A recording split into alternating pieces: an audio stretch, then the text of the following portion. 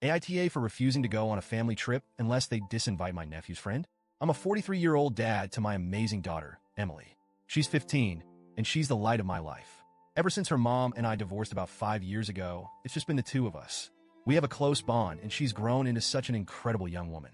She's smart, funny, and unapologetically herself. She'll proudly tell anyone who asks that she's a nerd, and she means it in the best way. Anime, Star Wars, gaming, cosplay, you name it, she's into it.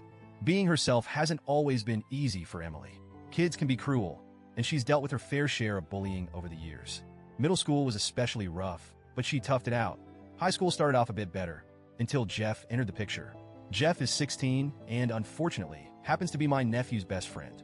He's also Emily's absolute worst nightmare. I don't throw around words like bully lightly, but there's no other way to describe Jeff.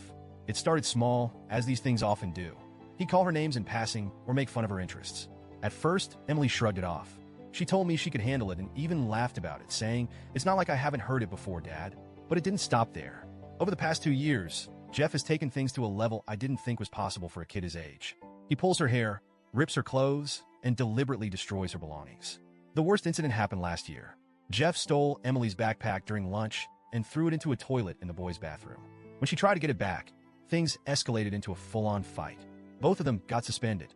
When I picked her up that day, she tried so hard to act tough, but I could see how broken she was. That backpack had been a birthday gift from me, and she loved it. Seeing it destroyed, along with her books, notes, and sketches, devastated her. That night, she cried herself to sleep while I sat in the next room, furious and helpless. I didn't just sit back and let this happen. I've done everything in my power to protect Emily from Jeff. I've had countless meetings with the school. I've spoken to Jeff's parents multiple times.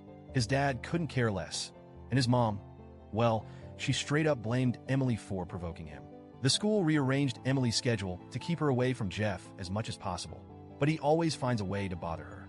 He waits for her outside of class, intercepts her in the hallways, and even messes with her stuff in the cafeteria. It's like he has this twisted vendetta against her, and I can't figure out why. Now here's where things get messy. My family has this tradition of taking a big vacation every year around the holidays. It's something we all look forward to. 2 weeks together in a cozy rental, just relaxing, catching up, and enjoying each other's company. Emily loves these trips. It's one of the few times she gets to hang out with her cousins without the stress of school or social drama. We've been doing it for years, and I've always appreciated how close it's kept us as a family. This year, we're supposed to leave in a week.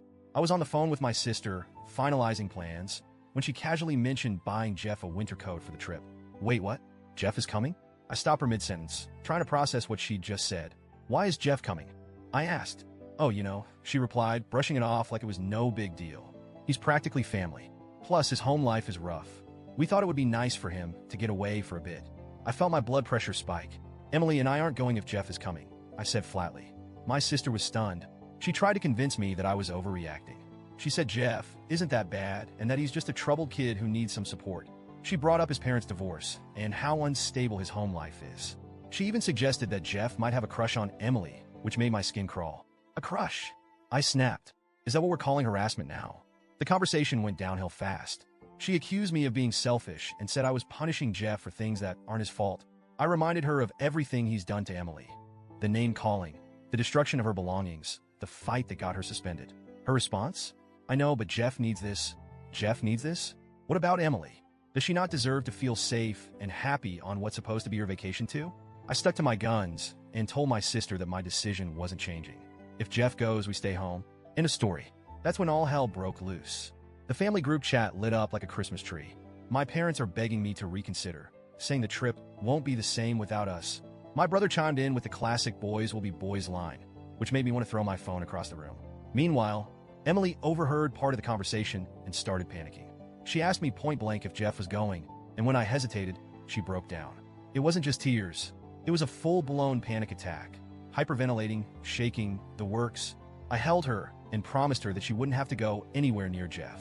It took her hours to calm down, and even then, she kept asking, "Are you sure? Are you really sure?" That was it for me.